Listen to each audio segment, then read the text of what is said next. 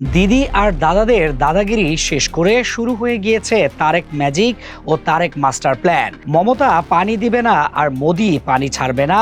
বহু বছর ধরে এভাবেই ঝুলে থাকা তিস্তা ইস্যুকে এবার যে কোনো মূল্যে বাস্তবায়ন করবে প্রধানমন্ত্রী তারেক রহমান। আর তাতেই যেন ভারতের বুকের আগুনে ঘি ঢেলে দিয়েছে তারেক রহমানের মাস্টার প্ল্যান।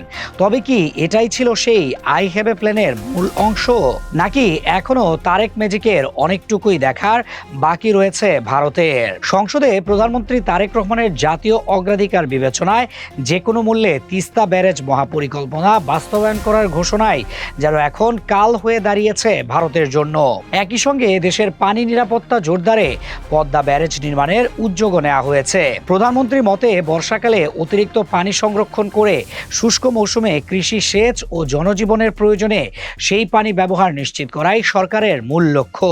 এই ঘোষণার পরপরই সরকারি দল সহ বিরোধী দলের সংসদ সদস্যরা টেবিল চাপড়ে সমর্থন জানান, যা জাতীয় স্বার্থের একটি গুরুত্বপূর্ণ ইস্যুতে বিরল রাজনৈতিক ঐকমত্যের বার্তা দিয়েছে।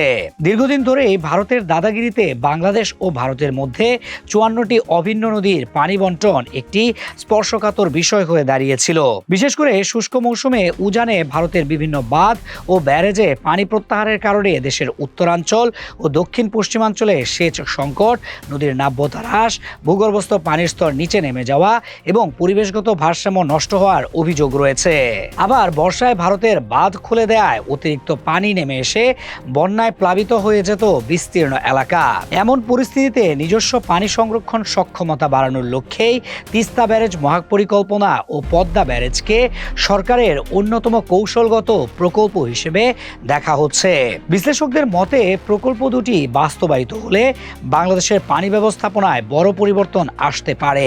বর্ষার অতিরিক্ত পানি সংরক্ষণের মাধ্যমে শুষ্ক মৌসুমে সেচ নিশ্চিত করা, কৃষি উৎপাদন বৃদ্ধি, নদীর স্বাভাবিক প্রবাহ রক্ষা এবং ভূগর্ভস্থ পানির পুনর্ভরণে ইতিবাচক প্রভাব পড়বে।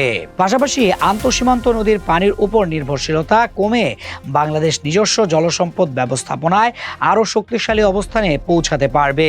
দক্ষিণ এশিয়ার পরিবর্তিত পানি রাজনীতিতেও এর কৌশলগত গুরুত্ব বাড়বে বলে মনে করছেন বিশেষজ্ঞরা। অর্থনৈতিক সম্ভাবনাও কম নয়।